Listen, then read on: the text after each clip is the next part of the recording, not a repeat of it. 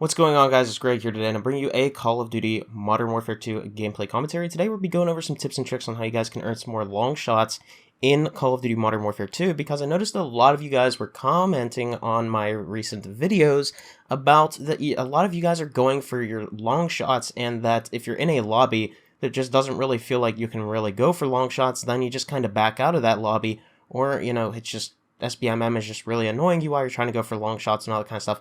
So today I want to go over some tips and tricks on what I do to get long shots whenever I went for my Orion camo. If you guys don't know, I already have Orion camo. I've actually had it after about 3 weeks of the game being out. I absolutely no-life the game whenever it first came out, whenever I wasn't busy and stuff, and yeah, I ended up getting the Orion camo really quick. So I want to let you guys know that there are over 1,000 long shots you have to get in total, and it can definitely be daunting, it can definitely be annoying. And first things first, I want to say, if you guys are playing 6 versus 6, stop. 6 versus 6 just doesn't really have that many lines of sight on a lot of the maps that you are going to get a lot of long shots on. So that is tip number 1. Stop playing 6 versus 6 in order to go ahead and get your long shots, and go ahead and begin playing the ground war game mode. You guys can see that I'm sitting on these weird rooftops or just positioning myself, and I'm able to pick up a lot of kills. Now, in the gameplay in the background, I wasn't really going for long shots, obviously. You know, I'm not going out of my way to go for long shots. Instead, I'm actually just trying to get my kills for the calling card challenges with different guns. So, you know, I'm still getting quite a bit of long shots here and there. And if you really do want to go out of your way to get long shots, trust me, once you play a little bit of ground where you get comfortable with it, or even invasion for that matter, you can go ahead and you can start getting lots of long shots throughout your gameplay. And I want to give you guys some tips today on how you can kit out your guns in order to have an easier time getting long shots, because your creative class needs to be optimized for going for long shots if you haven't already. And I want to make sure you guys know which attachments are going to be the absolute best in order to actually get more long shots, because I feel a lot of the times I see a lot of these players, you know, might be going for their camo challenges and whatnot, and their setup just really isn't optimized, especially whenever, you know, I die and I watch the kill cam and I see the attachments that are on the gun based off of the image that I see, and I can promise you guys that there are so many people out there that are just not using optimal attachments. So let's go ahead and dive into the creative class menu here, and we will go ahead and take a look at what is the most optimized way of getting long shots with certain attachments.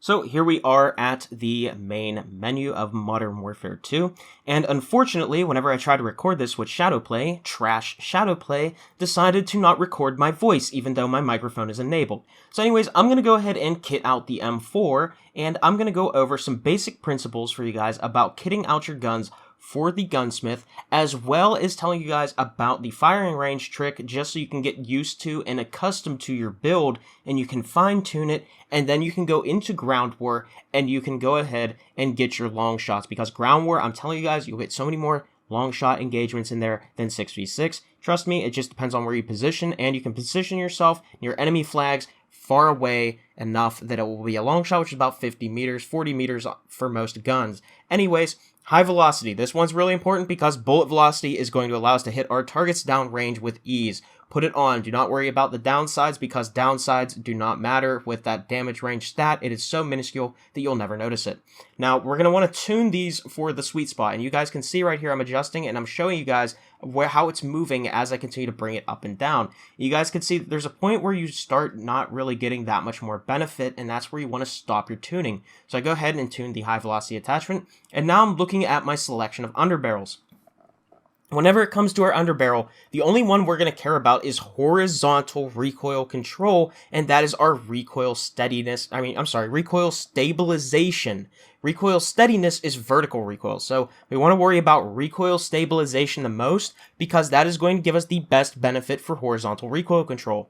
Now we can see the Commando 4 grip, the Edge 47 grip, the FTAC Tiger grip, the Phase 3 grip, and there's one more. It's the FTAC Ripper 56. Those are going to be your best bet for underbarrels, in my personal opinion, on most of the guns in the game. There might be some standout guns here and there where one of the other underbarrels are better for horizontal recoil control. I'm telling you guys right now that some of these underbarrels are some of the best that you can do for horizontal recoil control, and I don't want to give you guys just one that you could use across every single gun, because I know that all of you guys are not going to have all of your attachments unlocked at the moment. So anyways, Right now, phase 3 grip, as you guys can see here, I'm going ahead, I'm just adjusting it on the slider, trying to go ahead and get the best benefit. And one of the things, it's a little hard on controller because there's no dead zone in there and the stick drift will take over, but you just have to try to be patient with it until you get the best. Alright, so let's go ahead and talk about these muzzles now. So, for the muzzle, our most important one is going to be right here. You see how it says, compensator dramatically reduces vertical recoil control. Anything that says significant or dramatically reduces that vertical recoil, and pretty much the only stat that it is giving you a benefit in is going to be vertical recoil control. This is going to be the muzzle on any gun.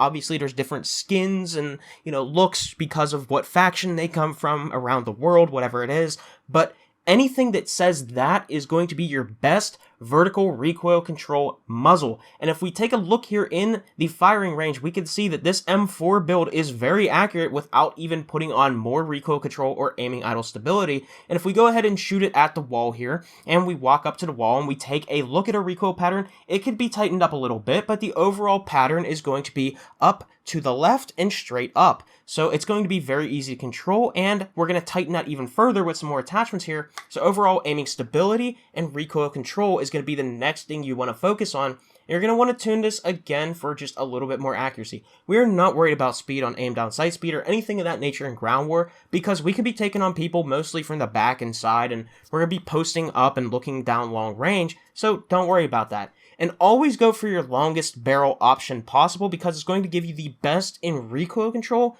damage range, and bullet velocity, which again, it's not so much about the damage range, but we want that bullet velocity and we want that recoil control. You guys are going to see right here that I'm going to tune it a little bit for damage range, because again, I'm not worried about aim down sight speed, because in ground war, we're at longer ranges, and we're positioning ourselves base where we can just ADS and try to farm long shots. So, once we have our gun built, we're going to go into the firing range, and we're going to take a look at the farthest target to the left. And this is because this is going to be our long shot range. This target is about 50 meters away. And now what we're going to do is we're just going to practice with the gun that we've built. We're going to shoot a few mags into the target, and we're going to try to control the recoil the best we can. As you guys can see, this M4 is super laser accurate, especially whenever I am compensating for that recoil by pulling down to the right and then straight down in order to compensate for the recoil. And if we look at the pattern, it is very tight and easy to control. And you guys have to remember, we also boosted the bullet velocity and aiming idle stability. So on top of that, it's going to be easy to have good target acquisition, especially downrange, and we're going to be able to track them with much more ease. So hopefully this helped you guys out. Go play ground war, test out your gun in the firing range, and build it for the longest range possible, and you guys will be able to take your targets out with ease. You don't have to worry about an optic. So many people put on 3 times, 2 times. All that visual recoil is going to throw you off. Just use some iron sights, practice your tracking down range, and build it for the most minimal amount of recoil possible. Anyways, hopefully this helped you guys out, and let me know in the comment section below if it did. And I will see you all in the next video. Peace out.